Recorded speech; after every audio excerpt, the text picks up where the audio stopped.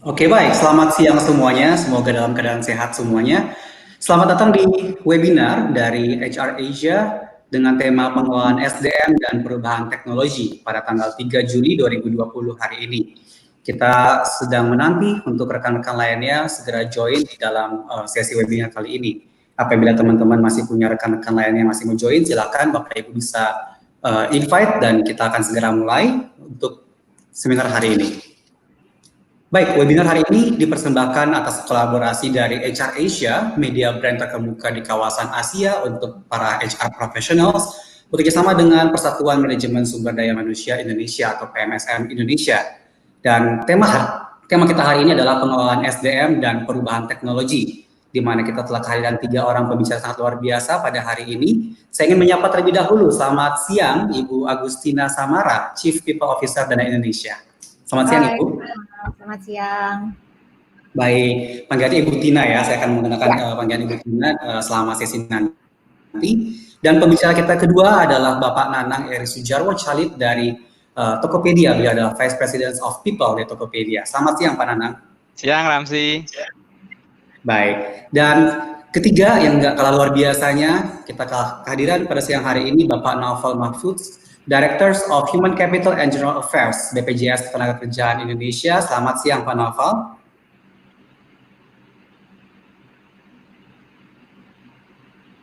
Baik, kayaknya kita ada kendala dengan audio dari Pak Naufal. Selamat siang Pak Naufal. Ya, Mas Ramzi. Oh iya, selamat siang.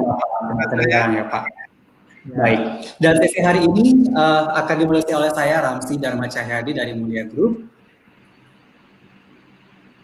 Baik, sudah cukup banyak yang sedang join, makin bertambah banyak, makin siang. Oh selamat sore, oke, sudah sore katanya ya. Selamat siang, selamat sore. Kita siang menjelang, siang menjelang sore katanya. Baik, selamat siang semuanya sudah hadir. Tema kita hari ini adalah pengelolaan SDM dan perubahan teknologi. Kalau kita sadar bahwa saat ini di awal Juli ini sudah bulan ke-5, masuk bulan ke-5 ya, sejak kasus pertama pandemi corona ada di Indonesia terkonfirmasi, kemudian kurang lebih hampir 4 bulan ini kita sudah melakukan pola bekerja dari rumah bahkan.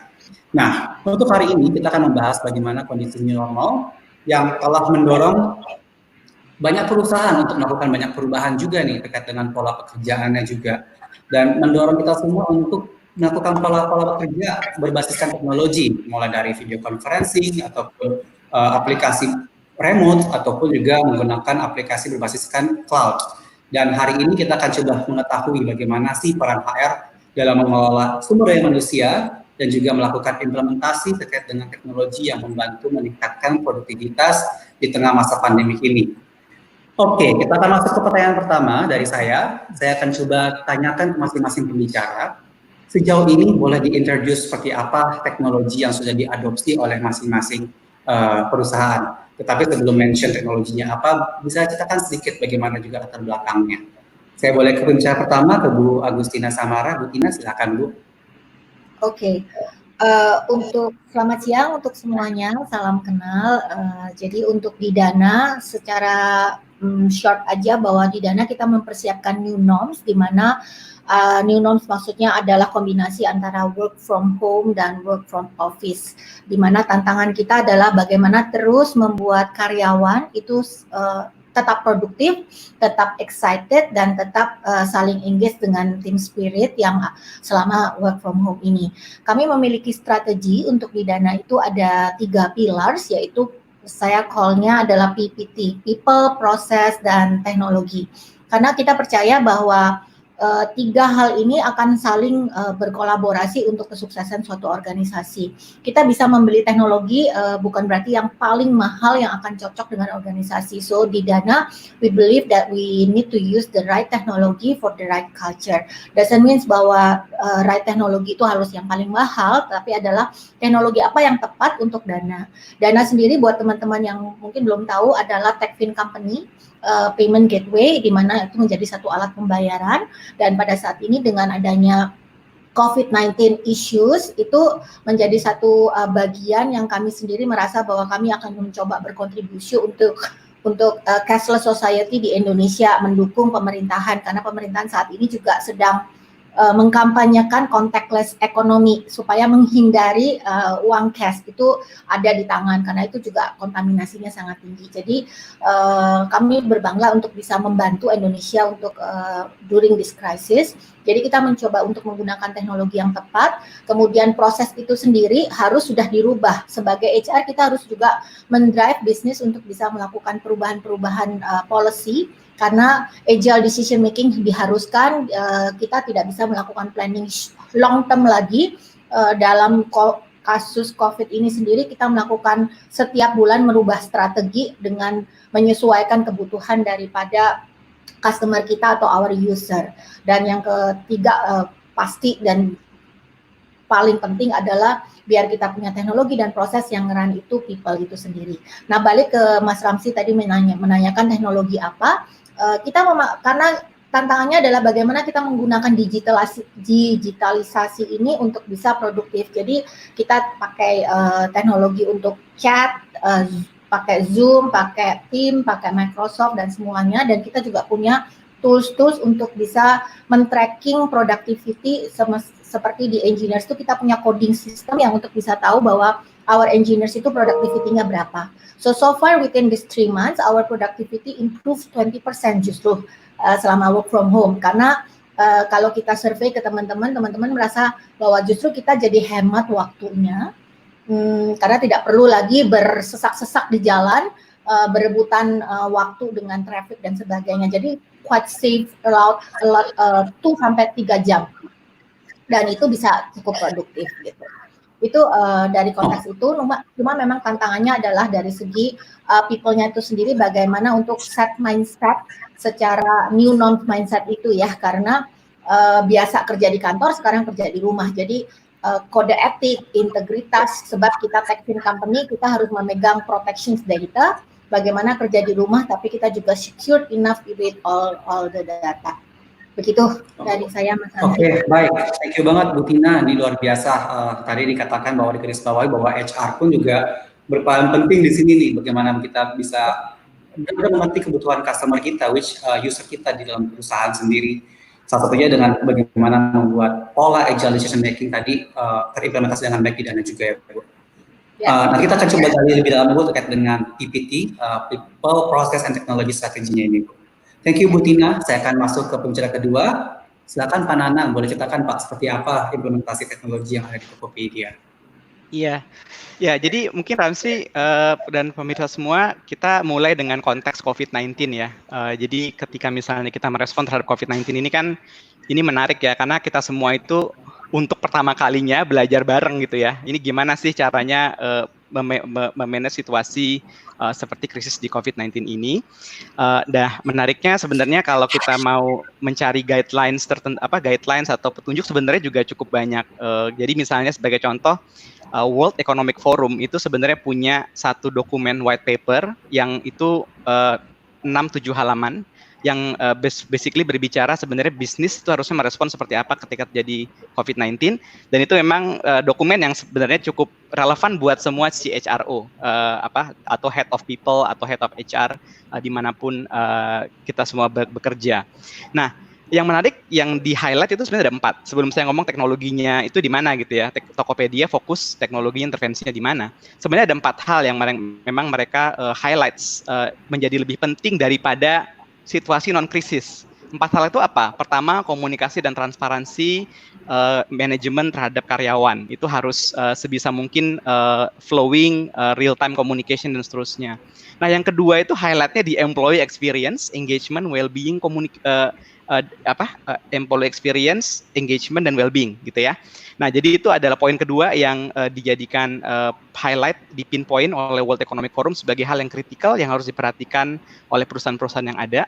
Yang ketiga itu adalah responsible work design. Jadi kayak work from home, bagaimana caranya lebih produktif, itu juga di-highlight, termasuk misalnya bagaimana misalnya company itu agile melakukan redeployment talent. Misalnya ada orang yang volume atau divisi karyawannya yang ada di divisi tersebut volume pekerjaannya turun karena COVID-19, itu sebisa mungkin di redeploy ke tempat atau fungsi lain yang memang tidak berkurang volume pekerjaannya, which is lead ke yang poin 4 yang itu dijaga, yang diminta oleh World Economic Forum jaga itu adalah sebisa mungkin di dalam masa krisis ini kita justru memprotect jobs and employment of the employee, karena kan ujungnya itu ya, jangan sampai gara-gara krisis justru karena memang situasi yang susah itu justru menjadi lose-lose game, jadi company lose, employee juga lose. Nah, dalam kerangka World Economic Forum Workforce Principle itu sebenarnya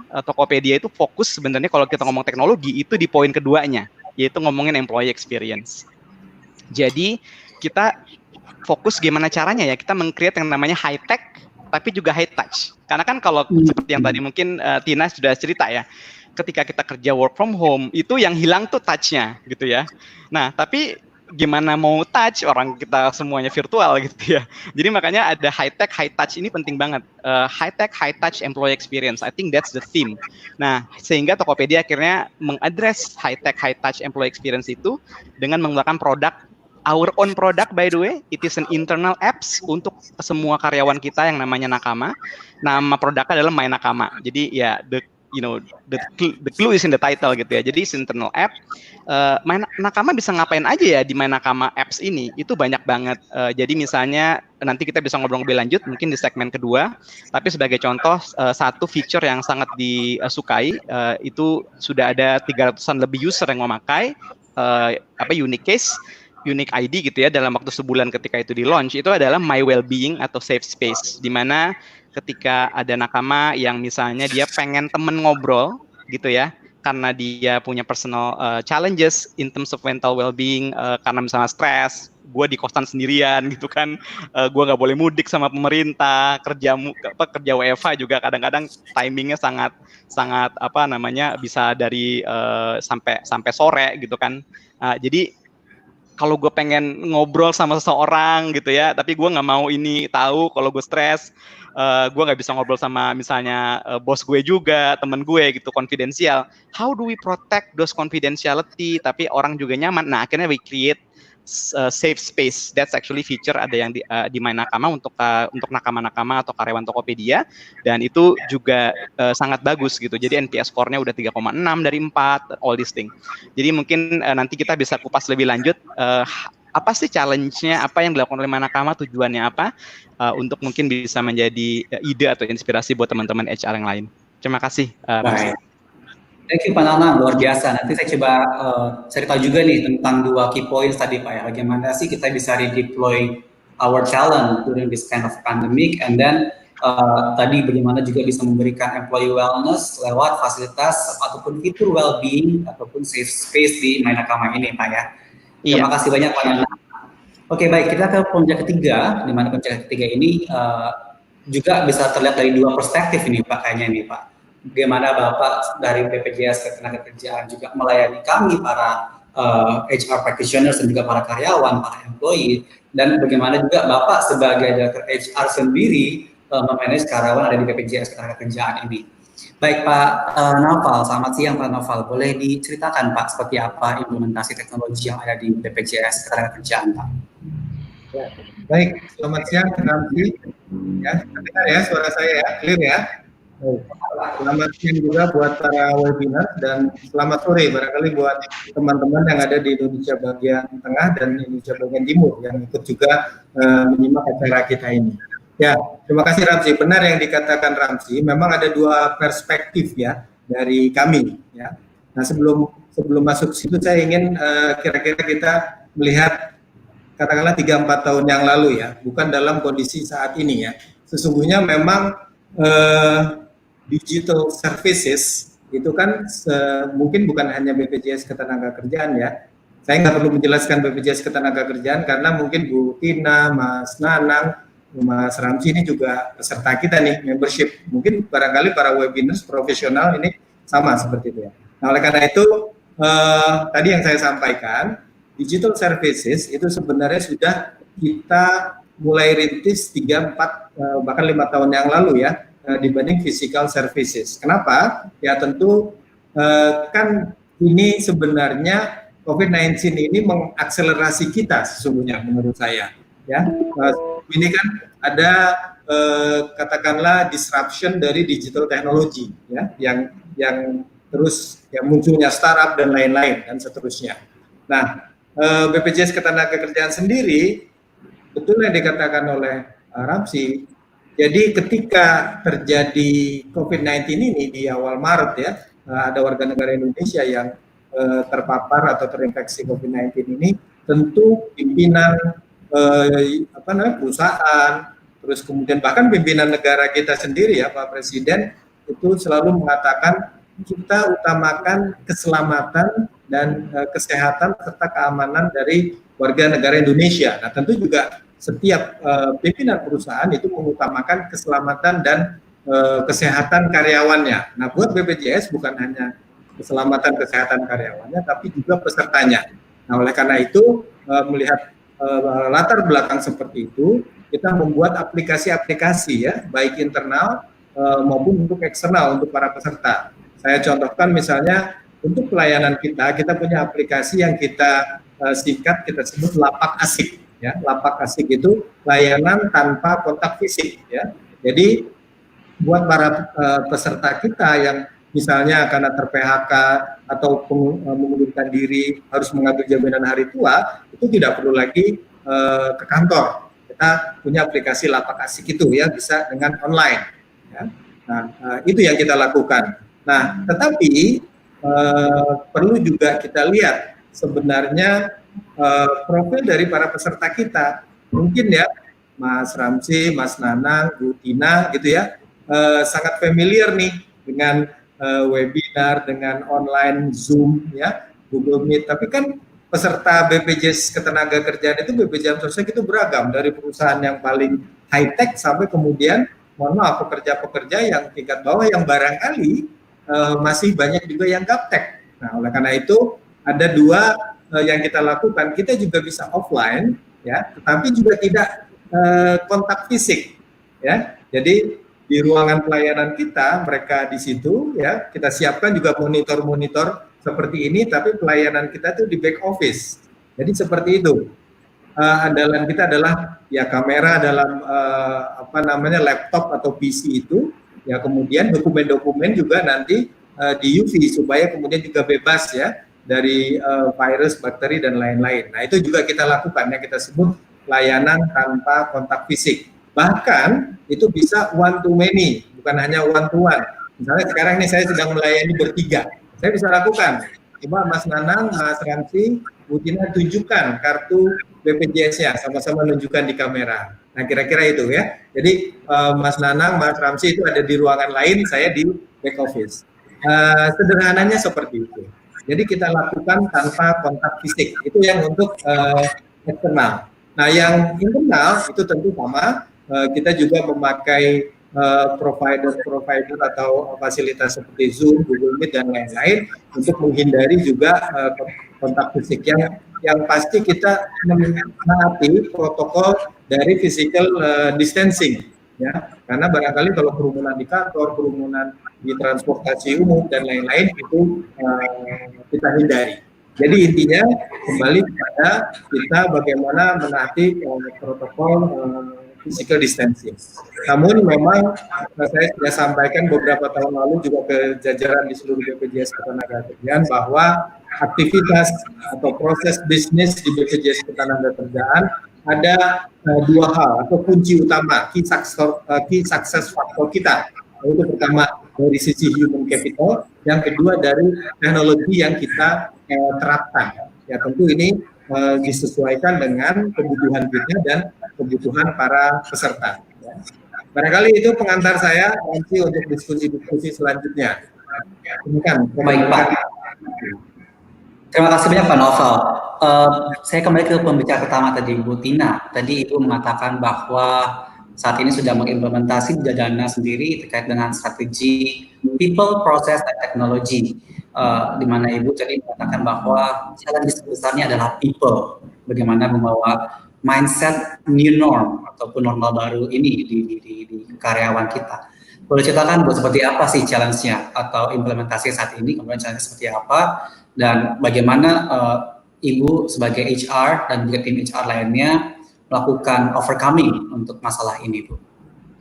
Ya, di People sendiri itu kita melakukan 4 fokus, yaitu new talent mindset. Jadi kita mengajak, kita melakukan sosialisasi, kemudian melakukan edukasi dengan internal Dana. Kami menyebut employee kami adalah Dynamics gitu ya.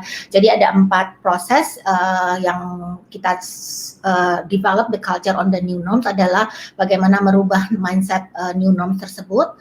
Kemudian kolaborasi itu masih kita lakukan, campaign collaborations, karena dengan adanya work from home di rumah kan jadi merasa sendiri-sendiri. Jadi kita melakukan campaign secara tematik dengan value-value yang ada di Dana.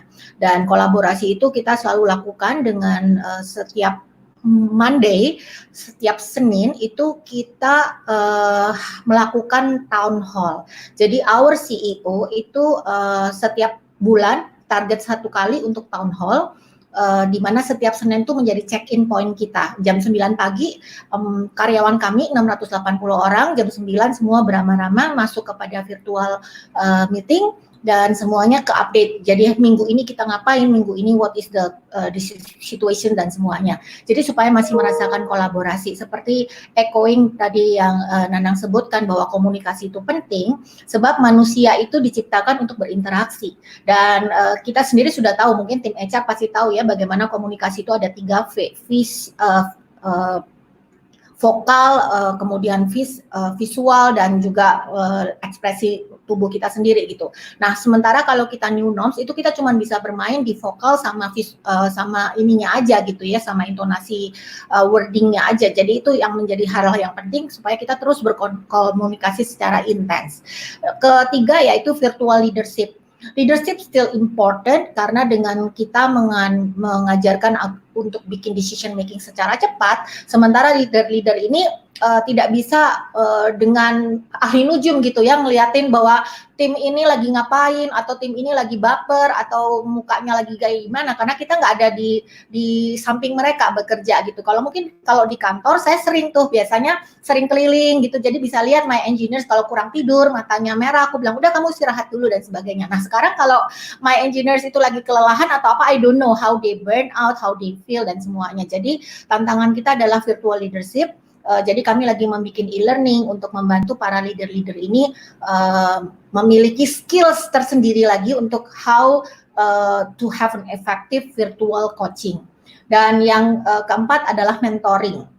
Karena sekali lagi kita bekerja kalau silo sendiri di rumah, of course communication is important, tetapi kemudian bagaimana kita membawa teman-teman ini juga maju terus secara performance management. Jadi kita fokus untuk bisa membangun mentoring system, di mana kita create one-on-one basis secara virtual untuk melakukan kedekatan itu secara emotional attachment. Tentu saja ada batasan-batasan sekali lagi ya dengan adanya virtual mentoring seperti itu. Jadi kita punya aplikasi E-Road. E-Road itu adalah performance management, yang dimana kita bisa mereview KPI kita, yang bisa kita show, mereka input, kemudian manajernya mereview. Nah ini kita lagi di mid-year, jadi kita mereview itu dan melakukan mentoring dari situ. Itu dari saya untuk terkait people ya, Mbak. Oke, baik. Ibu tadi untuk aplikasinya sendiri ini apakah semua didevelop dari dalam atau bagaimana Bu? Dan berapa lama proses perencanaannya Bu? Jadi kalau yang local application yang kita develop di Dana itu adalah kita punya namanya E-Road. E-Road itu employee performance system. Memang itu kita hire engineer atau vendor untuk bisa membuat itu. Jadi sebab kita punya performance management itu cukup unik, jadi ada scoring sistemnya dan semuanya. Jadi nggak mungkin kita membeli itu yang sudah jadi. Jadi kita create dari dalam. Karena kita menganut performance manajemennya ada 2, yaitu kita memakai balance scorecard, financial, customer perspective, people, dan internal proses, dan kita juga menilai sampai ke certain values-nya.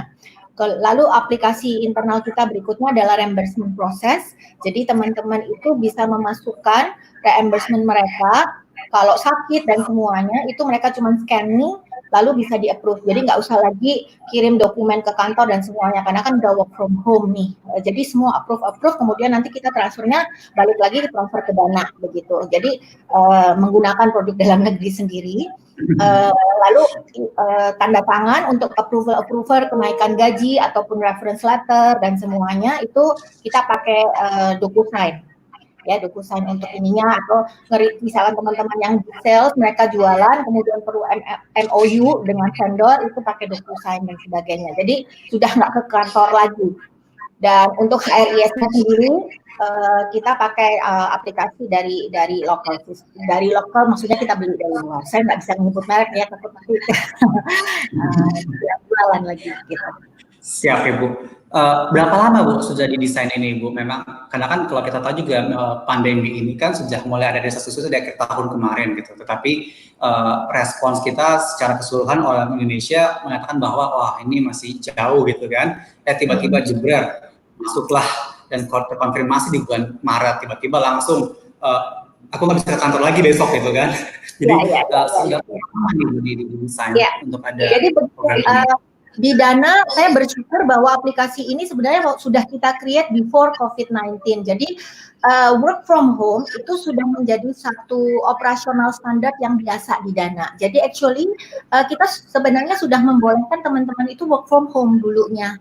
Tapi dulu mungkin cuma 20%, 30% orang ngambil in one day, atau ada yang on situational basis, mereka harus kerja dari rumah karena harus ngurusin anak dan semuanya. Jadi actually work from home itu sudah ada, cuman dengan adanya COVID-19 kita di-force untuk dipaksa untuk 100%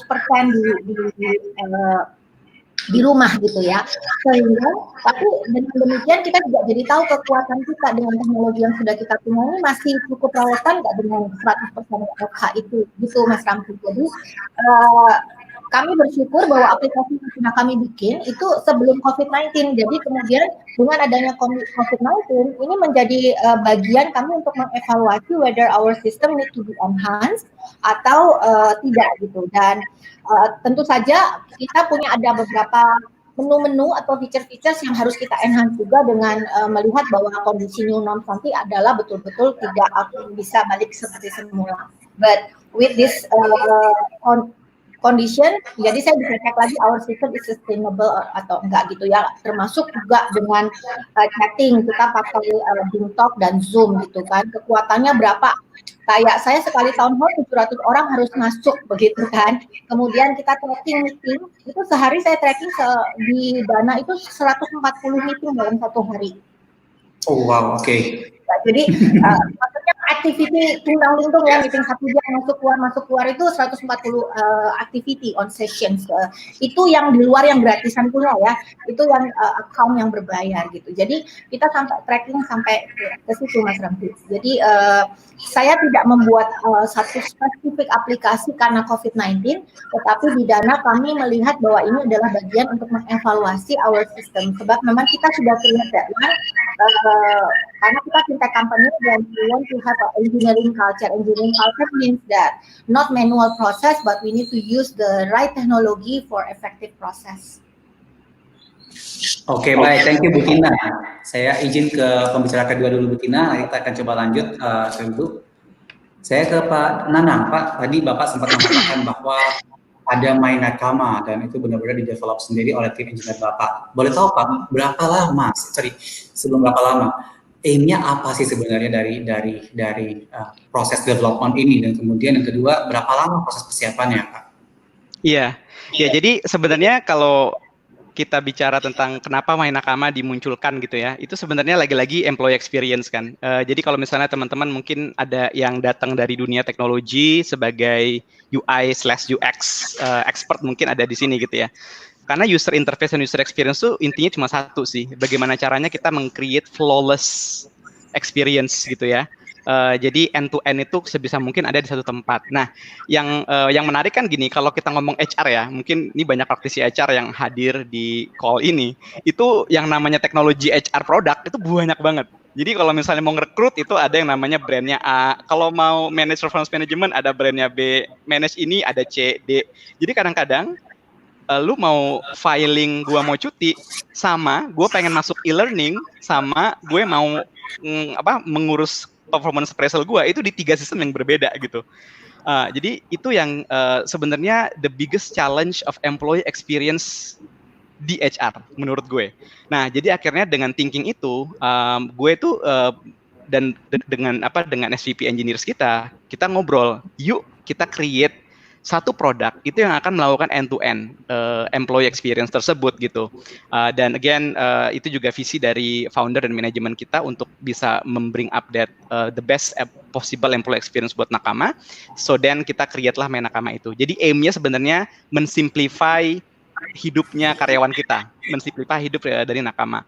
Nah, tapi pipeline produknya itu belum kebayang sebenarnya, Ramzi. Jadi sebenarnya simple sih, kayak misalnya kita ambil yang gampang dulu deh, apply cuti itu bisa pakai mobile phone, selesai, nggak perlu masuk ke website apapun gitu ya, atau bahkan different environment. Sesimpel itu. Terus kemudian kalau pengen ngerti gue absen kayak gimana, tinggal klik ada reportnya. Jadi dari basic-basic seperti itu, idenya adalah satu payung, satu app. Jadi one app for everything. You start undergoing your life in Tokopedia sampai selesai pun di Tokopedia, lulus misalnya yang mau kemana gitu ya dari Tokopedia, itu satu app aja gitu. That's actually the thinking. Nah, tapi begitu terjadi COVID-19, akhirnya banyak ide yang itu dengan mudah diterjemahkan, dihasilkan, diproduce di Nakama. Jadi mungkin gue mulai dengan itu dulu ya. What was the intention behind Nakama sih sebenarnya untuk meng-create that flawless experience? Nakama atau employee kita cuma punya satu brand di kepala mereka, cuma satu app, which is Nakama gitu. Oke, berarti memang prosesnya juga sudah panjang ya dipikirkan sebelumnya, dan memang seiring jalannya waktu juga fitur-fitur pun juga akan dikembangkan juga ya untuk bisa membawa end-to-end ini ya. Exactly. Nah, yang menarik kan sebenarnya flexibility ketika lo sudah punya pipa. Nah, ini kan pipeline kan. Jadi produknya tinggal dimasukin kan. Masuk. Jadi modul, kalau kita bahasa dalam bahasa technical saya kan modul. Modul-modulnya itu dengan mudah bisa di-create. Nah, sebagai contoh tadi gue bilang kan selama COVID-19 tuh kita at least keluarin ada 5-6 modul. Jadi yang tadi Tina juga sudah share, otomasi dan digitalisasi semua produk, semua transaksi, reimbursement, medical dan sebagainya. Kemudian ada yang kedua itu juga e-learning, itu juga semuanya masuk ke, tiba-tiba semua learning jadi online. Itu juga semua interface awalnya di Nakama, walaupun host dari modul-modulnya itu bisa berbagai vendor gitu, tapi employee cuma lihat satu pintu, which is Nakama untuk NXT namanya di modul kita. Nah, kemudian kayak safe space well-being tadi juga itu semua di Nakama. Jadi mereka buka apps Nakama, kemudian mereka bisa 1-2 touch terhubung sama konselor untuk chatting. Kalau memang dibutuhkan online Zoom kayak gini sama psikolog, itu kemudian lewat itu juga mereka bisa go dengan further engagement with this kind of call melalui yang di-initiate dari Nakama tersebut gitu ya. Dan again, I think from policy perspective, jadinya kita tinggal meng-align aja kan. Jadi misalnya kayak starting with that, jadi kita starting dengan semua yang kita lakukan. Jadi COVID-19 itu, I think mental well-being is surfacing sebagai challenges yang banyak employee share. Nah, itu kita bilang bahwa semua mental well-being related expenses itu bisa di-reimburse sebagai part of medical benefit gitu. Nah, ini akan kita terusin sih. Jadi nggak cuma COVID, tapi going forward, we just believe bahwa yang namanya employee itu utuh gitu ya. Jadi ada physical health-nya, ada mental health-nya. Jadi we will cover both now. Physical and mental health itu part of their medical coverage, medical benefit di outpatient budget mereka sebagai contoh. Jadi mungkin gue posisi itu dulu, Ramzi. Andai kata nanti kita bisa diskusi lebih lanjut ya. Siap. Nanti saya akan masuk ke berikutnya Pak, ini dengan beberapa fitur-fitur yang masing-masing dimiliki. Kayak tadi Bu Agustina, saya akan coba elaborasi lebih bagaimana mengembangkan virtual leadership tadi ya, dengan ada virtual coaching juga, kemudian bagaimana performance monitoring dilakukan juga secara digital. Kemudian ke Pak Nanang, saya mengharap ada 2 nih yang ingin digali lagi tadi, bagaimana deploy talent, dan juga yang kedua tadi ya, well-being, safe space itu seperti apa implementasinya.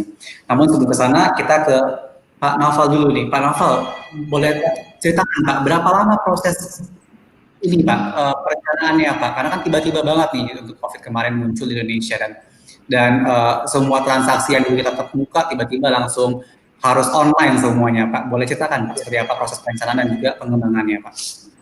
Ya, sebenarnya tadi yang saya sampaikan, ini kan COVID-19 ini kemudian sebagai trigger ya, sebagai mengakselerasi ya, sebenarnya. Sesungguhnya kita memang sudah siapkan digital services kita gitu ya. Feature-feature ya, aplikasi, kemudian juga kita kan punya BPJS TK Mobile dulu, sekarang namanya BPJS TKU ya. Nah itu yang ada di gadget kita ya, basis Android dan iOS juga. Mungkin barangkali teman-teman sudah mengunduh itu aplikasinya ya. Jadi kalau dulu, zaman dulu lah ya, dulu waktu saya milenial di zaman saya gitu ya. Jadi zaman dulu kalau kita mau tahu saldo JHT kita, itu nunggunya berapa lama coba Mas Ramli? 12 bulan. Jadi kita setahun ya nunggunya ya, request dulu, setahun baru dapat infonya. Print kan gitu ya. Jadi misalnya gitu ya, saldo JHT kita tahun 98 katakanlah ya, tahun zaman dulu gitu ya. Kita baru bisa tahunya itu Januari di 99.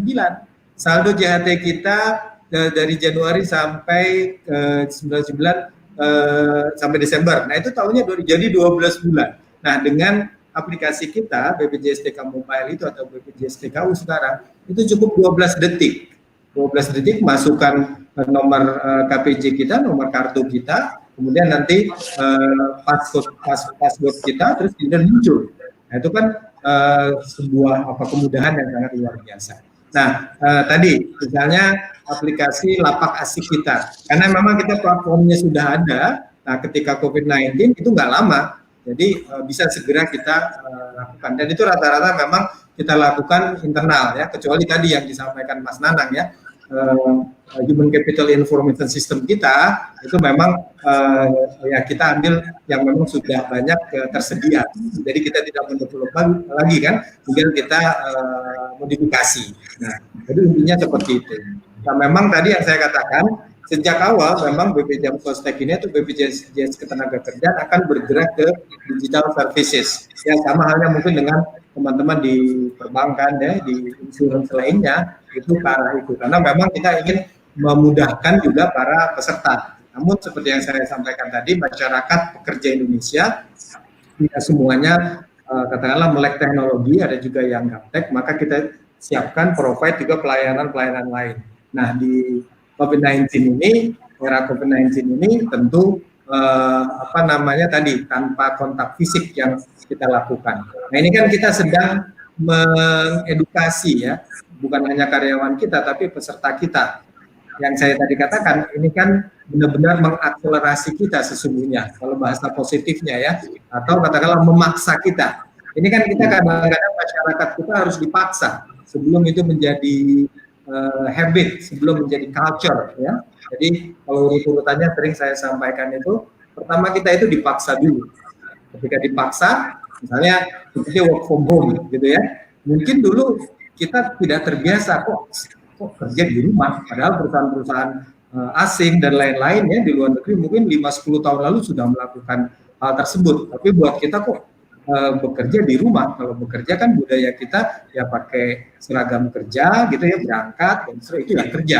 Nah kalau work from home apa yang disebut itu ya, tapi kan kemudian kita dipaksa karena tadi tidak boleh keluar rumah, menghindari kerumunan dan lain-lain, itu dipaksa. Akhirnya kita menjadi terpaksa ya, vikon meeting itu menjadi kita lakukan. Akhirnya teman-teman ya, baik itu antar karyawan maupun dengan peserta itu akhirnya menjadi bisa. Itu dipaksa, terpaksa, bisa, biasa akhirnya. Baru kemudian menjadi budaya.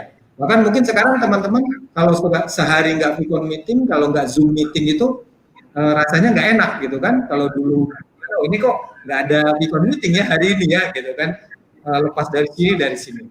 Termasuk juga apa yang kita lakukan sekarang. Nah itu juga kita lakukan di BPJS Sostek ya, learning, e-learning, distance learning, webinar dan seterusnya. Kan itu lebih bahasa saya lebih masif ya. Tadinya kita misalnya mengadakan satu pelatihan di learning center maksimal mungkin 200 orang ya, karena terkait penginapan, auditorium, apa namanya ruangan ya. Tapi sekarang kita beberapa minggu terakhir ini selalu mengadakan webinar. Karyawan kami kan 6.150 orang, gitu kan. Bahkan kami punya aplikasi device yang itu bisa menampung 10.000 orang. Ya. Ini Mas Nanang, satu stadion gitu kan. Jadi bisa kita undang semua itu. Nah, kita hampir setiap webinar kita itu 1.000 karyawan itu bisa hadir. Ya tentu kita atur jam-jamnya itu pada jam-jam yang bukan prime time, rush hour atau busy hour di kantor. Jadi kembali saya katakan tadi memang COVID-19 ini kalau kita katakan hikmahnya lah ya, sisi positifnya itu mempercepat kita untuk disrupsi yang sebelumnya ini digital technology ini mempercepat kita untuk melakukan hal tersebut. Jadi dipaksa, akhirnya kita menjadi biasa, bisa dan menjadi culture kita. Itu Mas Ramzi. Pak Novel, ternyata ini ya sebuah insight juga bahwa memang kalau kita lihat dari dua pembicara lain kayak Pak Nanang dengan Bu Tina kan lahir di tech company ya, memang dari tech company, which pengembangan teknologi itu memang sudah menjadi bahan baku utama bagi bisnis mereka gitu. Sedangkan Pak Novel sendiri ini dari BPJS Ketenagakerjaan sendiri kan ya kita tahu bahwa memang servicesnya sangat erat dengan kredibilitas pengelolaan dana yang masuk gitu. Bagaimana Pak ya pemanfaatan teknologi untuk bisa memastikan bahwa dana yang masuk ataupun tanggung jawab yang masuk tersebut tetap kredibel dikelola oleh BPJS, kemudian juga bisa transparansi juga ujung-ujungnya gitu dengan adanya teknologi. Ya ini penting benar. Jadi memang kan begini, ini kan dana jaminan sosial yang kita kelola ini sebenarnya kan titipan ya, titipan dari para pekerja, dari para pengusaha yang pada waktunya, pada gilirannya nanti juga akan dikembalikan. Misalnya teman-teman para pekerja ini nanti akan pensiun dan lain-lain itu akan dikembalikan. Jadi benar. Di vision kita, di visi kita itu kan kita harus melakukan ini semua dengan governance ya. Makanya aplikasi contohnya tadi Lapak Asik itu memang kita berbeda. Mohon maaf dengan bank. Kalau bank kan orang ngambil bisa di ATM kapan saja dan lain-lain gitu kan. Kalau di kita tadi yang Lapak Asik kita walaupun online itu verifikasinya harus ketat itu Mas Ramzi. Jadi misalnya apakah benar orang itu yang kemudian meng-apply atau kemudian meminta pengambilan jaminan tabungan jaminan hari tuanya gitu kan, apakah benar dia, kemudian kita periksa NIK-nya, KTP-nya, kartunya, kemudian kalau misalnya mengundurkan diri atau misalnya PHK, surat keterangan dari perusahaannya mana dan surat keterangan pemberhentian atau SK itu asli atau tidak. Nah ini yang kemudian memang akhirnya membutuhkan waktu, ya. Tidak kemudian hari itu juga cair, tidak. Kita harus periksa. Dan alhamdulillahnya para peserta kita itu memahami hal itu. Nah, sama halnya ini saling trust, gitu ya. Takutnya para peserta juga ini benar kan nih orang BPJS ini yang menghubungi saya. Kan kalau online itu kan kita nggak ketemu fisik tadi, ya kan? Betul. Itu tadi persoalan governance kejujuran seperti itu. Sama halnya juga dengan kita nih yang karyawan work from home. Saya tekankan ada dua hal teman-teman yang harus tanamkan kalau kerja work from home. Yaitu pertama kemandirian. Karena kan sendiri nih ketika kita mencari bantuan ke teman kerja nggak ada di rumah itu, hanya dia sendirian. Yang kedua adalah kejujuran. Nah, jadi kembali ke tadi untuk governance itu, Mas Ramzi, memang verifikasi kita terhadap dokumen-dokumen itu harus sangat ketat dan itu harus dipahami dan dimaklumi juga oleh para peserta. Dan ini alhamdulillah ini bisa berjalan dengan baik ya. Tingkat pencairan klaim para peserta itu juga bisa kita selesaikan dengan baik. Ya mudah-mudahan ini menjadi pelajaran buat kita sehingga ke depan ini walaupun ya katakanlah misalnya pandemi mereda, sudah diketemukan vaksin dan lain-lain, work style seperti work from home atau katakanlah pelayanan tadi seperti Lapak Asik ini masih bisa kita lanjutkan di era-era berikutnya. Gitu, Mas Ramzi. Baik, terima kasih banyak Pak Novel. Ini sudah cukup banyak menjawab pertanyaan juga dari teman-teman yang sudah di live comment kita. Saya akan coba masuk juga ke beberapa pertanyaan yang sudah masuk tadi. Ini banyak yang tertarik membahas tentang fitur-fitur dari masing-masing teknologi yang diberikan oleh masing-masing perusahaan. Tadi Bu Tina sempat mention ada virtual leadership atau virtual coaching juga di situ. Boleh kita kan Bu, seperti apa ini konsepnya Bu, dan bagaimana implementasinya? Ya, kalau bicara virtual leadership tentu saja tidak bisa kita lupakan juga terkait culture ya. Sekali lagi di mana culture itu sendiri sangat penting untuk mendrive anak-anak ini apakah mereka masih merasa sebagai satu company, karena kerja di rumah itu lama-lama hilang loh rasa sebagai company-nya, karena cuma sebagai whether itu transaction basis or not. So high tech, high touch-nya juga memang penting. Nah, di dalam konteks bagaimana kita melakukan virtual leadership dan virtual mentoring itu sekali lagi pasti kita tetap menggunakan aplikasi-aplikasi seperti silakan memakai Zoom, memakai Microsoft Teams dan semuanya. Sebenarnya tetap tidak ada teknologi yang spesifik untuk kita coaching secara virtual. Tadi saya juga lihat ada pertanyaan, apakah efektif atau enggak? Sekali lagi, tentu saja secara kita diciptakan oleh Maha Pencipta as a human being, pasti ada interaksi yang memang 5 bahasa asihnya, interaksi 3V-nya ya, vokal, verbal, dan visual itu memang paling ideal adalah face to face. Tapi dengan kondisi sekarang kita sudah tidak bisa bilang bahwa itu yang harus kita lakukan. Jadi kita harus memang punya new mindset. That's why I say mindset, bahwa apa yang sudah HR pelajari dulu itu udah nggak relevan lagi gitu ya. Absensi harus tuk gitu, udah nggak bisa lagi seperti itu. Kemudian kita kontrol freak untuk checking orang itu kerja 24 jam atau enggak, itu nggak bisa gitu. Jadi saya talking about the virtual leadership adalah bagaimana kita membangun kultur. Saya tracking di sekitar 700 karyawan kami, 20% adalah leaders. Jadi saya membuat satu grup khusus, small group, untuk bisa fokus kepada transformer ini. Nama leadersnya kita pakai namanya transformer. So, how we teach them untuk jadi virtual leadership gitu ya, dengan menggunakan Zoom. Tapi tentu saja didukung dengan teknologi tadi, yaitu ROAD tadi. ROAD itu singkatan dari Review Objective Appraisal. Jadi kita pakai performance manajemennya di situ, kita tracking KPI-nya dari situ gitu ya. Di Dana sebenarnya saya udah lihat Excel saya. Total aplikasi yang kita pakai itu 39 aplikasi gitu ya, baik itu kombinasi dari yang sudah kita develop internal maupun lokal, karena like how I know performance itu produktif atau enggak. Ada yang bertanya bagaimana kita tracking project management dan semuanya itu kita punya namanya project tracking gitu ya. Kita pakai produk, bagaimana kemudian produk itu projectnya kita tahu tandanya sudah achievement berapa. That's why I can claim bahwa kita bisa improve sampai 15-20% gitu, karena ada kita pakai Jira, kita pakai semua merek lah gitu ya. Trackingnya kita 39 itu. Balik ke pertanyaan bagaimana kita bisa membangun virtual leadership. Again, it's not about the teknologi. Saya yakin teknologinya teman-teman bisa dapat dimanapun itu, nggak harus di Dana, karena bisa pakai Zoom, bisa pakai Teams dan semuanya. While di Dana kami ada supporting dari our shareholder, kita punya namanya DingTalk. DingTalk itu kita bisa video call, itu udah kayak email, sending email dan semuanya bisa dari situ, conference bisa semua di situ, dengan konteks information security-nya juga accessible banget dan maksudnya sangat comply banget gitu. Jadi kalaupun sampai nggak ada email, kita punya backup dan semuanya. Talking about the virtual itu adalah tetap pakai virtual, lalu kita tracking. Jadi hubungin ke mentoring. Jadi kita habis mereka virtual, ada form yang harus diisi, dan form itu ya memang masih dalam tanda kutip ya, kita masih pakai teknologi Google Form atau Type Form dan sebagainya. Bisa mereka isi, kemudian mereka email.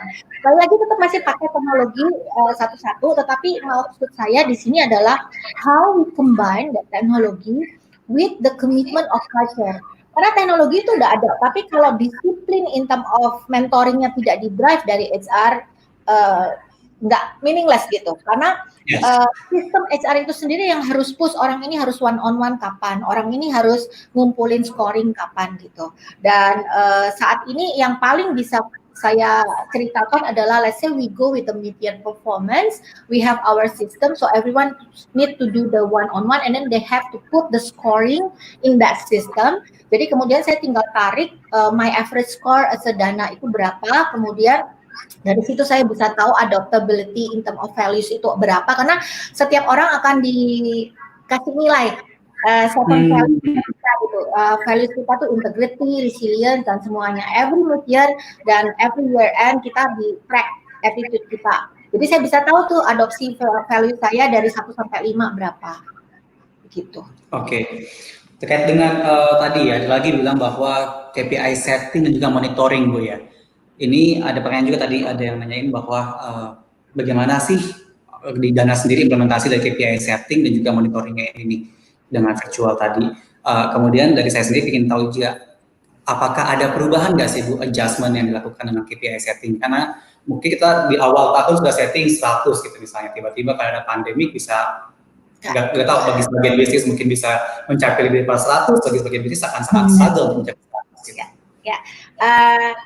Ya, KPI setting kita adjust. Jadi awal tahun memang kita setting sesuai dengan target. Kemudian dengan adanya COVID-19 ini, we adjust our target gitu ya. Tentu saja targetnya itu kita akan slicing in term of online transaction, offline transaction. Karena justru online transaction kita improve a lot, while offline kan karena PSBB transaksi secara offline-nya nggak ada. Jadi itu kita akan adjust, dan itu bisa kita adjust di sistem tersebut. That's why I call it as agile decision making, ADM. Bahwa kita nggak bisa stick with KPI itu 1 tahun, kemudian kita kekeh minta anak-anak achieve that one yang kemudian out of nowhere nggak bisa di-achieve gitu. Jadi kami melakukan adjustment. Saya punya satu divisi namanya People Strategic Organization yang dia dealing with all the CEO dan executive member untuk adjusting that one, and then do the communications lagi to the team untuk bisa adjust the KPI gitu. Mid-year ini kita adjust dengan target COVID-19 tadi. Jadi kita ada slicing gitu ya, Q1 targetnya berapa, Q2 targetnya berapa, combine into the one semester punya achievement gitu. Jadi nggak ini ya Bu ya, bukan sebuah dosa untuk membuat 2 versi ya sebenarnya dengan adjustment itu sendiri KPI-nya.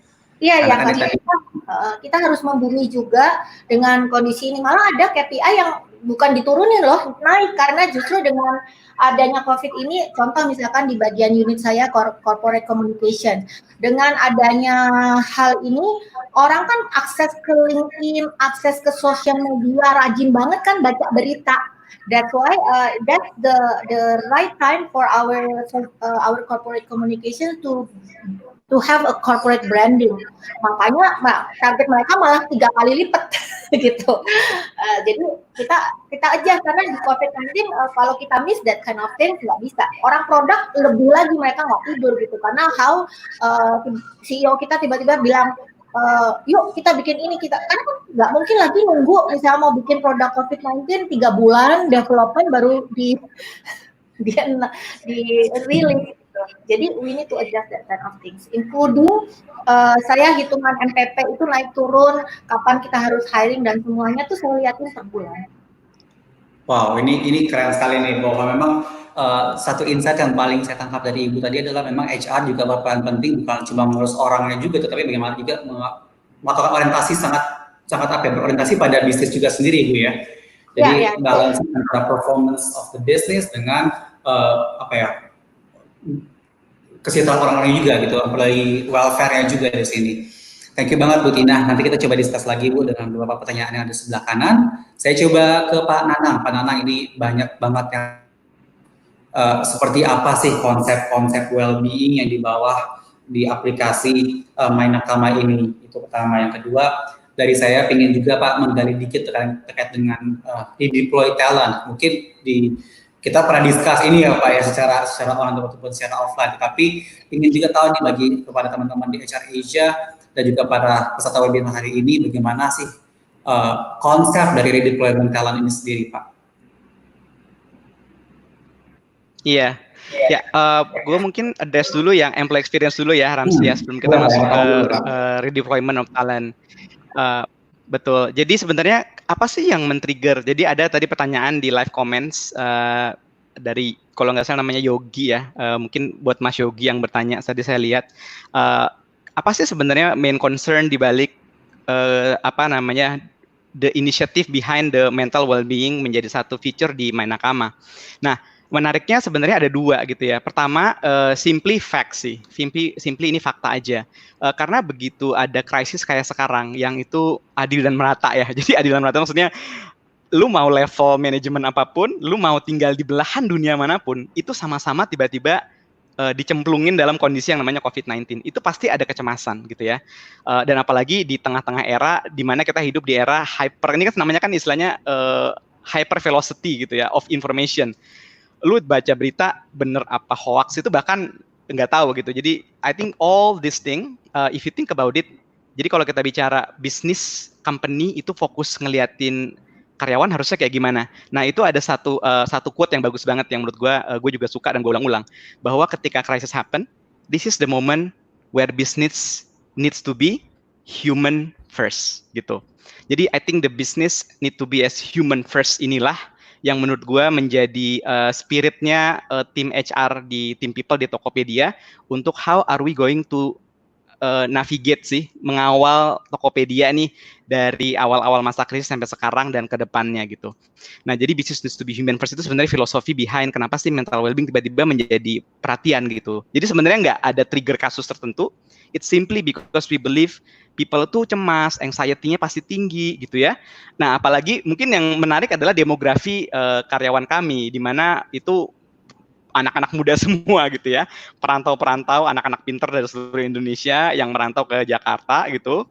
Kemudian mereka tuh biasanya tinggal sendirian di kos-kosan gitu kan. Nah, kebayang nggak sih kita berusaha empati aja sama demografi ini, kebayang betapa challenges-nya, betapa challenging situation ini ketika mereka ya paling lu bisa seberapa jauh sih ngobrol sama temen lu gitu ya, lu bisa seberapa jauh sih Zoom sama keluarga lu, ada pasti things yang lu pengen share tapi lu nggak mau gitu karena ini rahasia, gue pengen share ini sama somebody that is appreciating dan punya kemampuan untuk empathic listening, dan itulah kenapa kita kemudian creating that mental well-being bersama partner kami untuk kemudian dibuat feature-nya di Mainakama. Nah, kalau kita ngomong end-to-end employee experience, ada juga tadi pertanyaan mengenai emang yang difiturkan di Mainakama itu apa?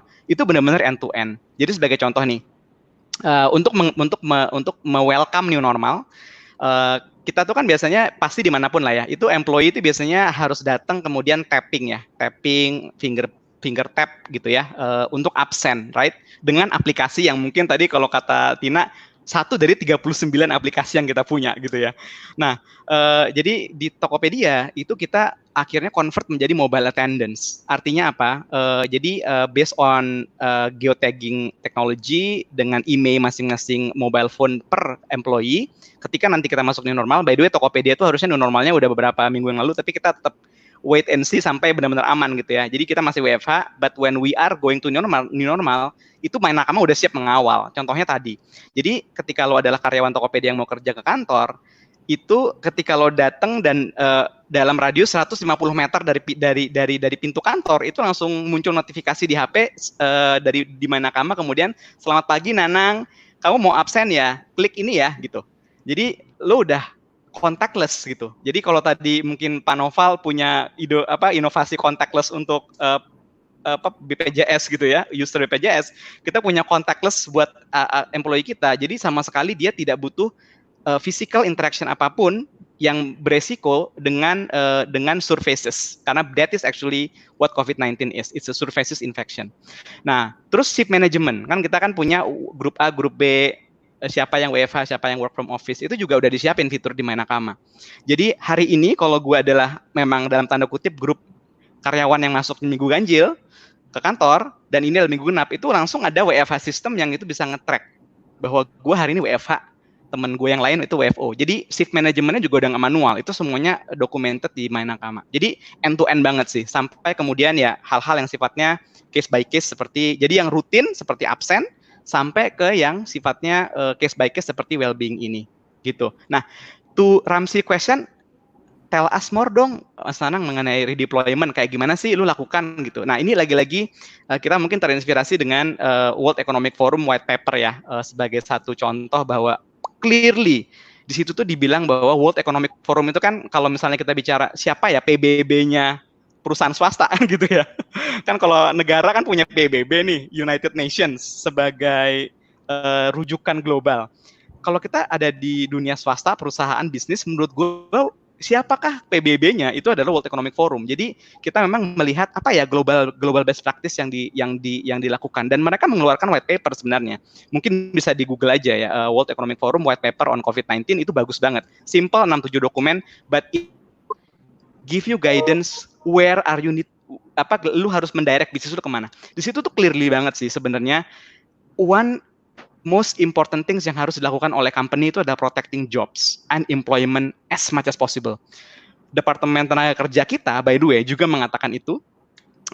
Gue pernah ikutan salah satu webinar langsung yang dipimpin oleh Ibu Ida ya, Menaker kita. Itu Bu Ida tuh pesannya satu, tolong company jaga protect jobs and employment, right? Gimana caranya? Nah, gimananya itu kan yang challenging kan, karena pasti berbeda industri, berbeda tantangan. Di kita pun ada tantangan sebenarnya secara finansial. Nah, gimana caranya kita mendeliver P&L yang sesuai dengan plan, roadmap, target, sementara mungkin income berkurang. Nah, karena itulah kita driving internal redeployment ini sekuat tenaga. Jadi misalnya dalam waktu 3 bulan terakhir, itu ada 130 orang lebih di karyawan kami, di Tokopedia, itu yang jobnya berubah. Jadi misalnya paling gampang tim gue aja, rekrutmen itu adalah function yang terkena. Karena kalau misalnya sebelum COVID itu lu rekrut banyak banget kan, karena kita banyak banget ngerekrut. Tapi kita slowing down hiring because we want to maintain cost kan. Itu teman-teman rekrutmen, kalau misalnya kita tidak lakukan redeployment, itu akan kemudian dipertanyakan role mereka apa, mereka mungkin idle. It's not a good experience juga buat lu karyawan yang gara-gara COVID tiba-tiba kerjaan lu, aduh gue ngapain ya hari ini gitu. Karena nggak ada kandidat yang harus gue telepon gitu. Nah, we shifting dengan redeployment yang ada di Tokopedia itu sebenarnya like teman-teman rekrutmen gue tuh udah banyak, teman-teman rekrutmen di tim people yang gue pimpin itu udah banyak yang misalnya di redeploy ke sales, ke tim ads, ke tim sales and marketing, ke tim corporate communication, ke tim legal yang itu punya vacancy. Jadi sebenarnya yang kita lakukan sebenarnya simple sih, Ramsi di Tokopedia. Lu punya vacancy nih, yang tiba-tiba kita bilang kita slow down dulu ya. Coba kita lihat mana vacancy yang bisa diisi sama teman-teman Tokopedia sendiri, teman-teman nakama sendiri. Jadi kita buatlah kayak job fair-nya. Jadi itu voluntary. Buat yang mau apply, izin dulu sama bosnya. Kemudian ketika ada yang apply, nanti kayak ada backward reverse engineering. Misalnya si A pindah, tim internal yang misalnya volume jobnya idle bisa nggak pindah ke posisi A. Kemudian kita streamlining dari sisi workload dan sebagainya untuk function-function yang memang sedang idle ini gitu. Jadi again, luckily dengan itu semua Tokopedia termasuk salah satu perusahaan yang dengan bangga ya bisa mengatakan bahwa we walk the talk, we live the principles, seperti yang World Economic Forum bilang, seperti yang Ibu Menaker kita minta untuk bisa protecting jobs and employment of our nakama. Sebagai contoh itu mungkin, Ramsi. Oke, thank you banget Pak Nanang. Sangat insightful juga ini bagaimana kita bisa apa ya, tetap menjalankan arahan dari Ibu Menteri, bagaimana tetap menjaga jumlah workforce yang ada di Indonesia saat ini. Thank you banget, Mas Anang. Saya masuk ke Pak Naufal. Tadi Bapak sempat ngomong bahwa juga ada banyak perubahan-perubahan terjadi di BPJS Ketenagakerjaan sendiri nih Pak. Boleh ceritakan Pak, bagaimana dari apa ya, peran Bapak sebagai HR untuk mengembangkan kompetensi karyawan di BPJS Ketenagakerjaan ini supaya bisa apa ya, cope dengan digital era ini nih Pak. Apa yang berubah dari kompetensinya atau requirement-nya, kemudian bagaimana di-fulfill dengan cepat Pak? Ya, baik. Saya perlu jelaskan juga apa namanya komposisi karyawan di BPJS Ketenagakerjaan ya. Dari 6.150 ini disesaki dengan 76% ya, 70% itu millennials ya. Bahkan apa namanya Gen Z sudah mulai masuk ya. Itu yang ada. Oleh karena itu saya sebenarnya tidak khawatir ya disruption atau digital technology ini kemudian itu akan bisa diadaptasi oleh karyawan-karyawan kita gitu. Intinya di situ. Apalagi kemudian nanti peserta dari BPJS Ketenagakerjaan juga nanti kan majority juga pasti masyarakat pekerjanya itu adalah milenial juga nantinya gitu. Oleh karena itu tadi ya sistem, aplikasi, bahkan mendevelop ya teman-teman di karyawan di BPJS Ketenagakerjaan itu juga kita arahkan ke sana. Nah di kami memang justru yang di level 1 ya itu rata-rata kalau boomer sudah nggak ada lah Gen X gitu kan. Nah ini kan apa namanya harus ada yang kami sebut across generation. Bagaimana mereka saling menyesuaikan sesungguhnya. Saya sampaikan kalau ke teman-teman yang Gen X ya, sebagai superior, saya katakan bahwa anak buah bapak atau ibu itu bukan orang lain, bukan orang yang datang dari planet lain, gitu kan. Jadi millennials itu jangan kemudian ini kok susah diatur dan lain-lain dan seterusnya, gitu kan. Nah, begitu juga sama ke yang millennials, saya sampaikan gitu. Oh, di rumah kita, adik kita, anak kita itu kan sebenarnya beda generasi dengan kita. Kenapa kalau di rumah bisa, di office atau di kantor tidak bisa? Nah, oleh karena itu kita mendevelop sebenarnya pertama dari ininya Mas Ramzi, attitude masing-masing supaya bisa saling menyesuaikan. Sehingga ketika program-program kita yang kita develop itu mereka baik itu superior maupun subordinate itu bisa saling menyesuaikan. Gitu. Itu kira-kira seperti itu. Nah, untuk misalnya mendevelop teman-teman, tentu kami sesuaikan dengan generasinya tersebut ya. Seperti tadi ya, webinars ya kita lakukan. Juga karena kita ini kan wilayah kerja kita ini dari Sabang sampai Merauke, sampai ke ujung sana. Tentu ketika kita mendeliver banyak hal ya, knowledge ya, kemudian lain-lain itu juga kita melalui technology. Kita ngembangkan juga yang kita sebut DILA. DILA itu Digital Library ya. Contohnya misalnya ketika wabah mulai menyebar ini, kan orang-orang yang di jauh di sana ingin tahu apa sebenarnya yang terjadi. Kita buat modul-modul, kita buat informasi-informasi di dalam digital library dan semua orang itu bisa mengakses. Nah, itulah kemudian yang mempercepat ya ketika kami mendevelop human capital kami. Dan tentu seperti yang disampaikan Bu Tina tadi, Pak Nanang, kita memprioritaskan juga kalau bahasa kami adalah bagaimana humanizing our human capital. Bagaimana memanusiakan human capital kita. Nah, itu yang paling penting sebenarnya. Ya, di era kemarin, di era saat ini, future of job, future of work, bahkan nanti di era yang akan datang, artificial intelligence juga itu akan semakin banyak mempengaruhi pekerjaan-pekerjaan kita, termasuk pekerjaan-pekerjaan di BPJS Ketenagakerjaan. Gitu, Mas Ramzi. Baik, thank you Pak Novel. Tidak terasa sudah 1 jam 7 menit kita sudah ngobrol-ngobrol. Saya berikan kesempatan ke masing-masing panelis kita untuk memberikan closing statement bagaimana sebenarnya HR bisa berkontribusi lebih, terutama di masa pandemi ini nih, baik buat karyawan, buat perusahaan, dan juga buat negara kita ini juga yang agak serem juga kalau tadi saya dengar dari Pak Nanang juga bahwa memang ketika pandemi ini muncul pasti banyak efeknya kemana-mana, baik bagi bisnis, tetapi bagaimana kita HR juga bisa berperan sebagai berperan dengan kreatif lah untuk bisa memanage employment yang ada juga. Mungkin dari Bu Tina bisa memberikan pesan-pesan ataupun insight buat teman-teman para praktisi HR di webinar kali ini. Oke, thank you Ramzi.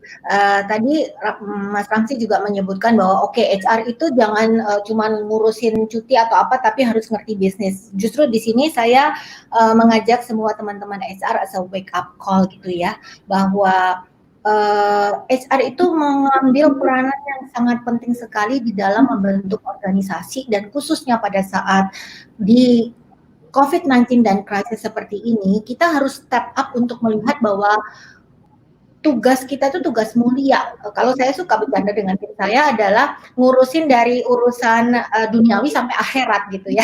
Karena ngurusin duniawi adalah dari urusan gaji, cuti, urusan uang-uang sampai kepada orang kalau kena COVID-19 saya harus take care dari rumah sakit sampai kemudian ada yang misalkan ada keluarga dan semua-muanya, kita kan ngurusin sampai ke sana. Jadi teman-teman sebagai HR, we need to have also business acumen. Business acumen mean how we allocate ourselves itu not necessarily only the administration. Auditing is okay, but audit with the sense of business acumen. Jadi kita harus pandai-pandai juga bisa melihat bahwa kita mengerti produk, kita mengerti sistem, kita mengerti what is the KPI and the driver from the CEO. Sebab kalau nggak kayak begitu, kita akan sangat lamban sekali untuk bisa membantu bisnis untuk decision making. Jadi di kami di Dana itu HR harus bisa tahu driving the KPI gitu, even sampai ke eksekutif gitu ya, kita driving bagaimana MAU, monthly active user, kemudian kita harus cost saving berapa, staff cost-nya berapa, jadi saya tracking tuh staff cost per month dan semuanya efisiensinya berapa, even sampai revenue per cost. Jadi itu kita lakukan untuk bisa bikin strategi. So as a wake up call for everyone bahwa HR itu is not doing the administrations only, you need to step up right now on the crisis and how you define the right culture ke depannya.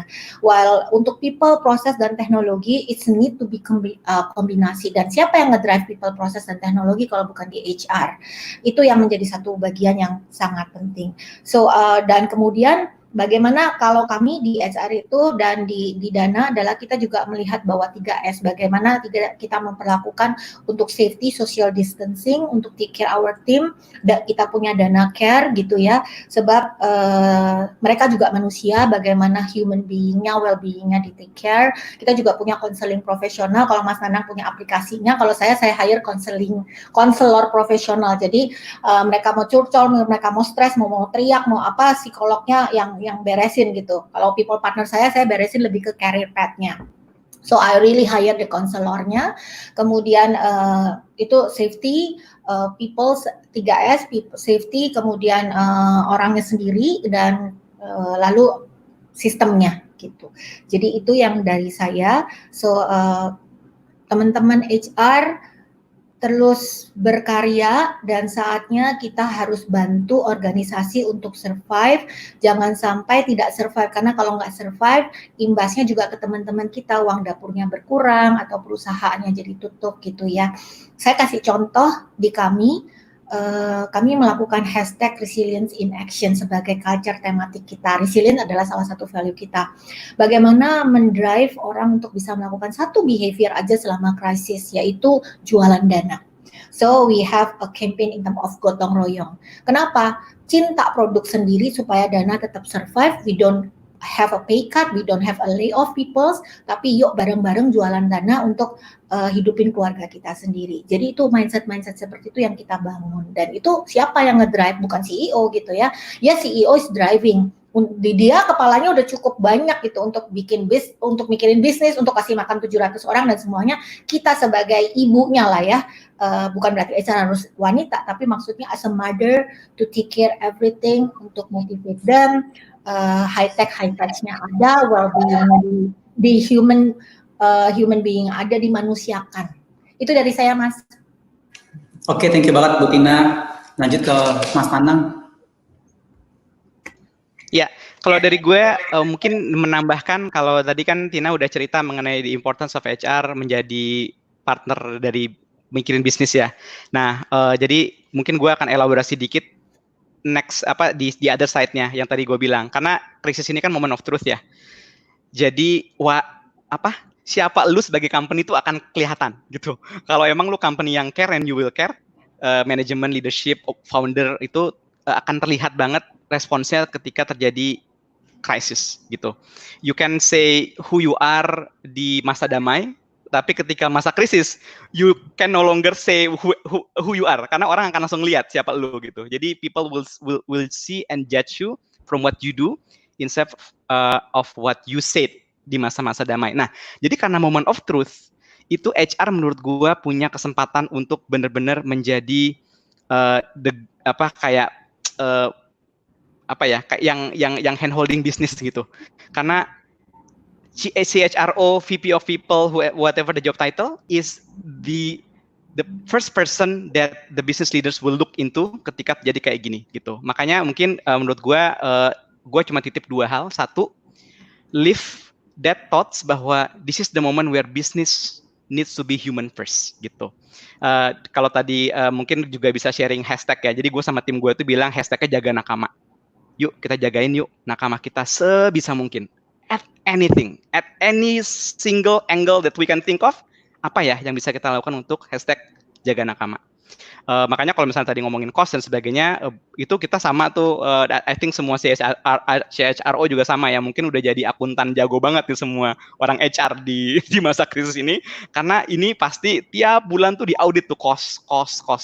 Nah, again, despite all the challenges, gue juga sangat bersyukur karena Tokopedia sebagai contoh, timnya, leadersnya itu semua bisa datang dengan inisiatif-inisiatif untuk bisa cost saving tanpa harus touching livelihood of the employees gitu ya. Jadi kita tetap bisa tidak melakukan apa-apalah yang bisa mengurangi misalnya gaji mereka, bahkan sampai jangan ya God forbid ya, we still manage to deliver that protecting jobs and employment sesuai dengan amanat Ibu Ida sebagai menaker kami, menaker kita semua, dan juga what the World Economic Forum has put as a principles during COVID-19. Itu satu. Yang kedua adalah setelah kita save that hashtag jaga nakama, kemudian juga lihat experience, karena this is the moment where semua employee itu akan benar-benar ngelihat diri mereka sebagai human being lagi. Jadi we need to look at them as a human being. Apapun yang bisa kita lakukan untuk ngebantu, ya minimal kayak tadi gue bilang kan, kita creating ecosystem sehingga ada helping hands nih. Kalau misalnya ada teman-teman nakama di Tokopedia yang memang butuh bantuan, itu mereka bisa akses baik itu through like discuss chats atau bahkan online call dengan psikolog. And then it is all protected, it is all covered, it is all financed by the company. Jadi dua itu kali ya. Pertama, business needs to be human first. Yang kedua adalah have a look into experience. Karena kadang-kadang kita lupa yang itunya gitu. Ya. Oke, baik, thank you Pak Nanan. Semoga Pak Novel untuk pesan-pesan buat praktisi HR seperti apa Pak? Ya, terima kasih Mas Ramzi. Jadi tadi yang saya sampaikan, humanizing the human capital. Di era awal COVID itu mulai muncul, ya selalu pimpinan unit kerja, CEO, pimpinan perusahaan, bahkan tadi saya katakan pimpinan negara, utamakan keselamatan dan kesehatan warga, atau utamakan keselamatan dan kesehatan karyawan. Tapi kan kemudian siapa yang melakukan itu? Nah, saya sampaikan ke jajaran saya di Human Capital, juga ke teman-teman praktisi Human Capital ya, Human Resource. Ya, siapa yang menjaga semua itu, ya, atau siapa yang mengurus semua itu adalah kita, orang-orang HR, ya, orang-orang Human Capital Practitioner. Nah, maka saya sampaikan ke teman-teman, kita sebagai orang HR atau Human Capital Practitioner harus selesai dulu dengan diri kita sendiri, baru kita bisa mengurus orang lain. Kalau kita masih menuntut, masih mengeluh dan lain-lain, itu nggak akan jalan. Kalau tahun 96 Dev Ulrich kan yang tadi disampaikan oleh Bu Tina sebagai strategic partner ya, ini akan lebih dari itu, apalagi di masa-masa pandemi seperti ini ya. Jadi survival of the fittest yang disampaikan oleh Herbert Spencer dan Charles Darwin di awal abad 19 itu, ya ini tugas HR sekarang. Jadi saya sampaikan tadi, kalau Bu Tina sampaikan apa tadi Bu, urusan duniawi sampai urusan akhirat ya Bu ya. Nah itu beneran itu, jadi Z-nya ini, siapa coba yang diandalkan? Saya katakan human capital practitioner atau orang-orang HR ini menjadi garda terdepan yang melakukan semua ini. Dan oleh karena itu teman-teman harus selesai dulu dengan diri sendiri. Teman-teman harus lebih sehat, harus lebih kuat, baru bisa mengurus yang lain. Nah, saatnya ini adalah peran dari teman-teman human capital untuk melakukan atau membantu ya, atau sebagai peran utama untuk sustainnya organisasi kita, sustainnya perusahaan kita. Campaign semuanya saya katakan, ketika kita ingin bahwa organisasi kita ini tetap menjadi living organization, living company, maka yang pertama adalah bahwa kita harus bisa beradaptasi. Ya. Jadi kalau teman-teman tahu ada istilah AKB itu ya, adaptasi kebiasaan baru ya. Yang pertama itu adaptasi, survival of the fittest. Bukan yang paling kuat, bukan yang paling besar, bukan yang paling pintar, tapi yang paling bisa beradaptasi, itulah yang bisa survive. Setelah kita bisa beradaptasi, maka kemudian kita bisa produktif ya. Setelah produktif, baru kemudian kita bisa kreatif menyelesaikan persoalan-persoalan yang ada. Adaptif, produktif, dan kreatif. Itu Mas Ramsi. Baik, terima kasih banyak Pak Noval, terima kasih banyak sekali lagi untuk ketiga orang pembicara kita, teman-teman, Bapak Ibu semua para peserta dari webinar ini. Kita berikan aplaus secara virtual kepada ketiga orang panelis kita, ada Ibu Agustina dari Dana Indonesia, ada Bapak Nanang dari Tokopedia, dan ada Bapak Noval dari BPJS Ketenagakerjaan. Akhir kata, sebelum kita menutup webinar hari ini, kita sama-sama tadi sudah mencatat bahwa teknologi dibutuhkan dalam dunia HR. Dari semua organisasi pasti membutuhkan teknologi saat ini. Cuman orientasinya adalah teknologi bukan untuk mereplace ataupun menggantikan manusia, tetapi teknologi dibuat untuk bisa membuat manusia lebih produktif, lebih aman, lebih nyaman dalam bekerja di musim pandemi ini, dan juga lebih engage dalam bekerja. Kemudian satu hal yang ingin saya lihat dari satu jam 20 menit ini adalah HR harus melakukan juga pekerjaannya banyak di saat pandemi ini, selain menjaga sustainability bisnis dengan bisnis acumen yang tajam, bagaimana juga menjaga employee welfare kita sendiri, dan tetap juga menjaga sebuah noble role ataupun peran mulia kita di mana bisa membawa bisnis lebih baik lagi, dan ingat tetap menjaga jumlah employment untuk Indonesia sendiri di musim pandemi yang sangat kritis ini nih, yang bisa berdampak ke segala macam aspek bisnis yang ada. Baik, demikian. Terima kasih banyak kepada tiga orang panelis kita, dan demikian sudah berakhir juga webinar dari HR Asia dan juga PMSM Indonesia terkait dengan pengelolaan SDM dan perubahan teknologi. Untuk teman-teman, jangan lupa untuk tetap memantau perkembangan lainnya di Facebook yang ada tadi di bawah, dan juga teman-teman ingin mengetahui tentang PMSM Indonesia ataupun Persatuan Manajemen SDM Indonesia, jangan ragu untuk lihat-lihat di Instagram @pmsm.or.id dan juga kunjungi websitenya. Demikian untuk hari ini. Terima kasih banyak untuk ketiga orang panelis sekali lagi, dan terima kasih banyak untuk seluruh peserta webinar. Sampai jumpa dalam program-program webinar berikutnya, kerjasama antara HR Asia, brand media terkemuka di kawasan Asia untuk para HR profesional, dan juga Persatuan Manajemen Sumber Daya Manusia Indonesia, PMSM Indonesia. Akhir kata saya Ramsi, pamit undur diri. Terima kasih dan sampai jumpa.